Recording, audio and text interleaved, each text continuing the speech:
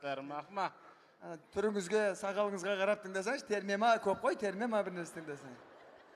Қарындас, қай жерден сіз? Барахолка. Барахолка? Аялдама барахолка. Дана ханым, сізге көп рахмет. Барахолкадан неке хабарласам,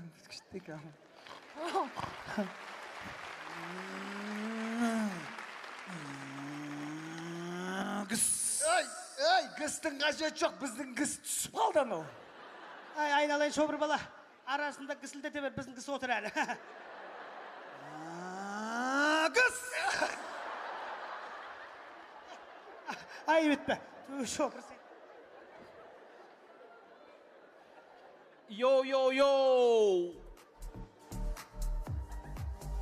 Қап-қараңғы бөлмелерде жүрегіңді бояп алды. Қараға, ешкім сені көрмегенде, ешкім кімді білмегенде, жалданмалы пәтерден шықтым далаға. Мені құлақтың келе ма, мені атқың келе ма, әлде мені сатқың келе ма, әлде менімен жаттың келе ма? Ақсақал, тұр, жай. Даусымға шығып кетті ма? Атам базар жоқ, қара кесекке жатып апты ғой. Ақсақал, мынандай ән тыңдайтын жасыңыз қаншада? Жасыңыз қаншада? Не дейді? Жасыңыз қаншада? Не дейді? Бесполезно. Жасың қаншада дейсің ба? Ойбай, әлді валына ұстады. Құдайға шүкір, 101-ге келдік қой. 101-ге келдіңіз ба не? Иә. Жас көрінесіз. Жас көрінесіз. Не ғой, пенсияңыз қанша болып отыр? Пенсия құдайға шүкір деп айтайын, 300 мың теңге. 300 мың дейсіз ба? Иә. Үйленгенсіз ба? Ой, үйленгенсіз ба деп қоя. Кемпіріңіз бар ма дейін деген ғой. Кемпірдің кеткеніне бір 13 жылдай болып қалды ғой. Тоқал алуға желание жоқ па? Құдай сақтасын. Если что, вариант бар деп атқаным ғой. Жо, рахмет. Просто жаңа бір өлеңіңізді мен жатқың келе ма деп атыр едіңіз да? Ай, шопыр, тоқтат автобусыңды. Мектеп! Мініп алайық. Ол болса пай, саламатсыз ба? Саламатсыз. Мектепке барасыз ба? Иә.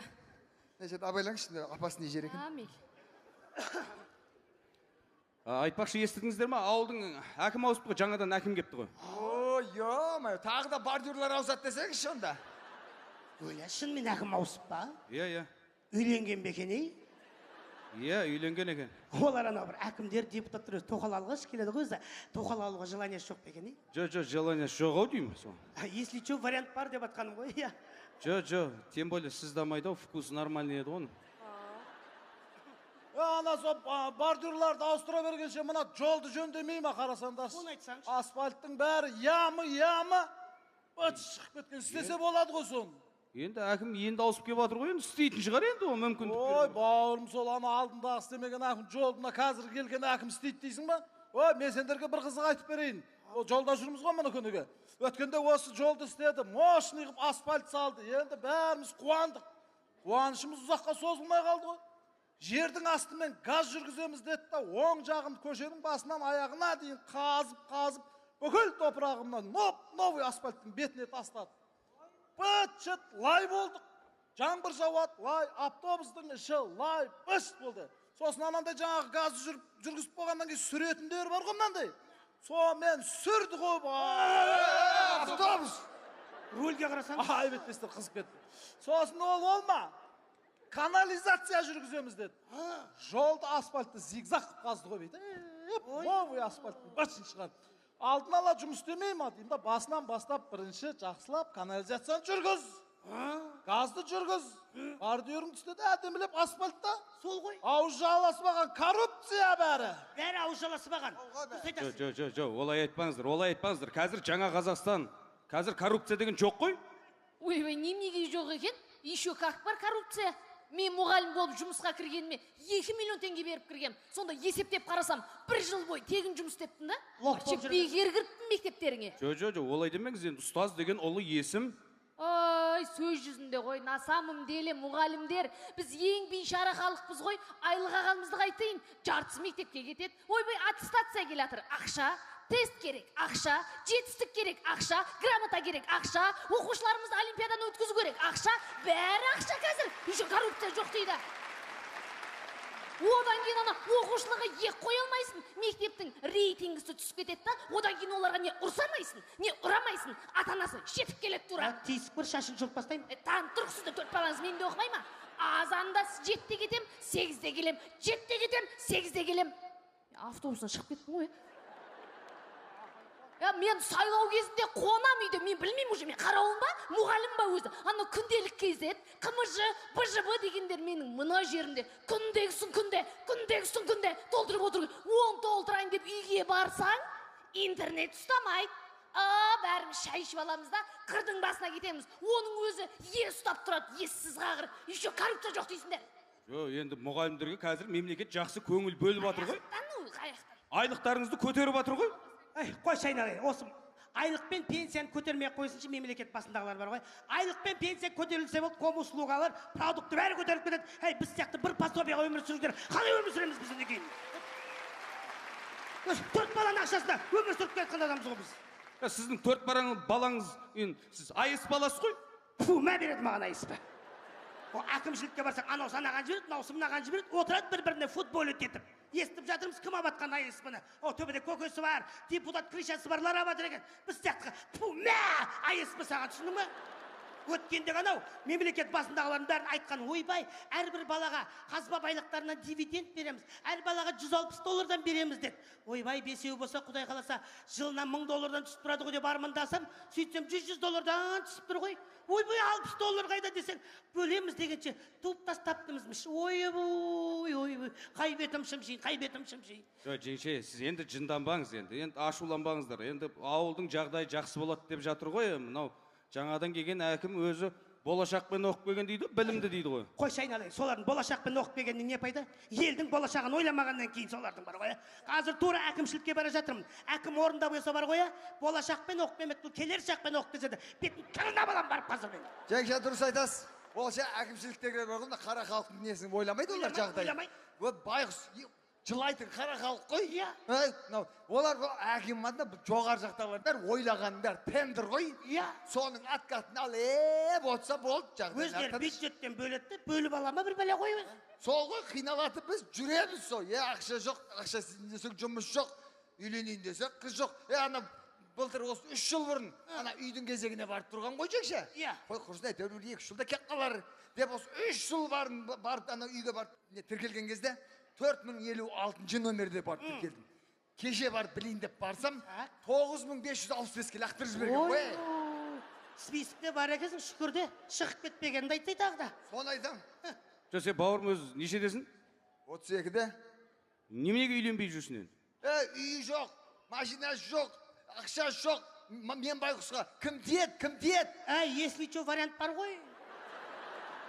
Жеңше, сен әркімге өзің пиқат ете берме, 30 айналайын. Жоқ енді көріп жатыр. Адам деген кішкене соны жағдай жасамай ма? Біз жастар үйленсек, жағдайымыз жасаса, сол демографияны біз ақ көтереміз ғой. Халықтың санын 50 миллионға жеткіземіз ғой. Ол ғой. Жағдай жасаса, вообще дұрыс емес. Қыру керек бәрін. Бәрін құрту керек.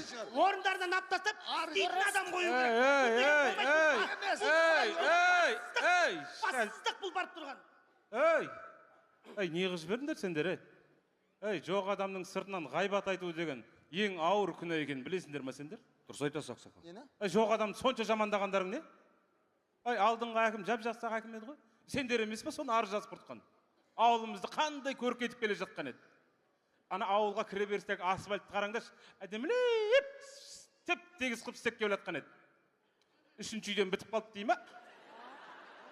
Ақшасын жеп қойды дей ма біреу? Ана мектепше, мектебіміздің түрі қандай еді ауылдағы? Осы әкім емес пе? Дәуіп, 3 этажды қып, мектеп соғып берем деген. Соңы не болды? Бітпей қалып дейді ғой болды, Мейлі, ауылымызда балабақша осы уақытқа дейін болды ма? Болған жоқ. Осы әкім емес пе? 200 балаға балабақша соғып берем деп. Соңы не болды? 30 балаға болып қалды дейді ғой, Құлайын деп тұр дей ма олда? Атауын қиларды ақтап алайын десем бір нормально сөз таппадым ау. Действительно парақор екен ғой бұлар, Тендерді бөліп алады да, соны бөліп алып, өздері шетелге қыдырып, бала шағаларын шетелге оқуға жіберіп жүреді да. Құрту керек бұлардың бәрін ше. Соттау керек. Не керек бар ондай әкімнің бізге? Әкімсіз ақ өмір сүреміз. Сол әкім бір нәрсе бітіріп жатыр дейсіңдер ма? Сол қара халық өзіміз істеп жатқан. Не? Ақсақал, Не? ғайбат не болды? Ой, меніңкі ғайбат емес ей. Меніңкі по факту. Сіздің фактыңыз біздің ғайбаттан жаман шықты ғой. Айып етпеңіздер, айып етпеңіздер. Аялдамаңыз. Айып етпеңіздер. Әкім мырза, сізді басқарма басшыларының барлығы күтіп жиналып отыр. Ей. Жиналысты бастан. Әкім бар екен қапты. Әкім мырзасы несі? Әкім ғой бұл кісі, білмейсіз ба? Біздің елді мекеннің су жаңа әкімі осы кісі ғой. Әкім ғой. Әкім ба мынау? Ойбай. Әкім еке, ассалаумағалейкум. Танымай қалдым. Бай бала дегіз. Туған ағаң танымай қалдың ғой, інім, чотам. Мен чотам деген жоқ му? Ботам дедім. Сіз шынымен жаңадан келген әкімсіз ба? Е? Үйленген, ойбай, жоқ, иә, тоқаламайсыз ба деп айтайын деп отқан ғой. Жоқ. Енді сіздің әкім басыңызбен тұрып тұрған зият балар, тұрсай орын берсейші. Жоқ, отыра берсін. Иә. Мен осы ауылдың жаңадан келген әкіммін. Есімім Мақсат Әбденұлы. Осыдан ішімдегі қызымды аман есен босанып алсам, есімін Мақсат қоям. Мақсат деген еркектің аты ғой? Енді өмірдегі мақсатымыз бір ғой, бәрібір құрсын. Не қылады? Құдайға шүкір, жолдарымыздың бәрі теп-тегіс. Айнадай. Төменге қарап шашымызды тарап жатырмыз. Ай, айналайындар ай, жаңа ғана не айттым мен сендерге? Қазақ атам айтады, екі ел ауызға төрт ел қақпақ дейді. О, міне, дұрыс айтасыз ақсақал. Міне, қарты бар елдің қазынасы бар деген осы шығар. Ай, мәселе қариялықта емес қой. Білмегенді кісіден сұра дейді. Кісі жоқ болса кішіден сұра деген бар қазақта. Красавчик. Енді көпті білгеннен емес, көпті көргеннен сұра дейді ғой ақсақал. Дұрыс айтасың шырағым. Асыл тастан, ақыл жастан дегенде бар шырағым. Делай. Жас жүрген жер мереке, қарт жүрген жер береке дейді, ата. Жауап бар ма? Береке дейсің ба шырағым? Бірлік жоқ жерде береке жоқ деген. Yes. Береке дейсіз ба ақсақал? Тірліксіз береке болмайды дейді ғой. Да, ну нафиг, кеттік. Тірлік дей ме шырағым? Не ғой, екеуіңіз біраз мақал айтсасыздар ма? Мақал батыл баста жібердіңіздер ғой, нерде? Не ғой, ақсақал, енді былай болсын. Қасқырды қанша асырасаң да, орманға қарап, дейді демекші. Дейді демекші дейсің ба? Бата беріңіз, бата. Қариясыз ғой. Бата. Жайыңдар қолдарың. Берсін Құдай алмасын. Әмин. Еш жамандық болмасын. Елім дейтін ерлерді бір тәңірім қолдасын. Даламыз толған егіс болсын. Жолдарымыздың бәрі тегіс болсын. Аумин. Парақорлардың бәрі тұтылсын, кредиті барлардың бәрі құтылсын. Аумин. Батып қапсындар ғой, Жоғардағылар айтарын жұмбақтамасын. Бензин, солярка, газ қымбаттамасын. Разговор. Әр күніміз жаз болсын, әр ауылда газ болсын. Аумин, от жағып отырек, я. Ұстаздарымыздың бәрі білікті болсын. Әумин. Қыздарымыздың бәрі қылықты болсын. Аумин. Ұлдарымыздың бәрі шәулейін болсын. Осы жерде әумин болсын. Әумин дейсің ба шырағым? Бетіміз сипайық та. Әумин. Шәули, не қыш бердіңіз, шәулейін, әумин деп бүтін шығар. Рахмет ақсақал. Мен енді мынау алғашқы жұмыс күнімді өз мұң-мұқтаждарыңызды өз ауыздарыңыздан естейін деп осы автобусқа мінген жөнім еді ғой. Бәрін естідім, білдім. Түрлеріңізді жаттап алдым. Енді мынау президентіміз айтқан жаңа Қазақстанды бірге құрайық. Сіздер маған осылай қолдау білдіріп тұрсаңыздар, мен сіздердің сенімдеріңізді ақтауға уәде беремін. Дұрыс шырағым, уәде дейсің ба? Жоқ, ештеңе деген жоқ, естілді. Жарайды онда. Біз түсейік, кеп қалдық. Әкімшілік. Сіз жаңа әкімшілікке барамын деп? Жоқ, мен ана поликлиникаға анализден результатына кетіп бара жатыр едім. Ертең барам. Жақсы онда. Жолыңыз болсын, әкім мырза, жолыңыз болсын. Жолыңыз ашық болсын. Құрметті жолаушылар, келесі аялдама қырғауылды. Бәріміз түсеміз, мен де түсем. Ары қарай жүрмейсіз ба не? Жоқ, әкім тұрмыз жаттап алды, мен ертеңнен бастап фура айдайын болды.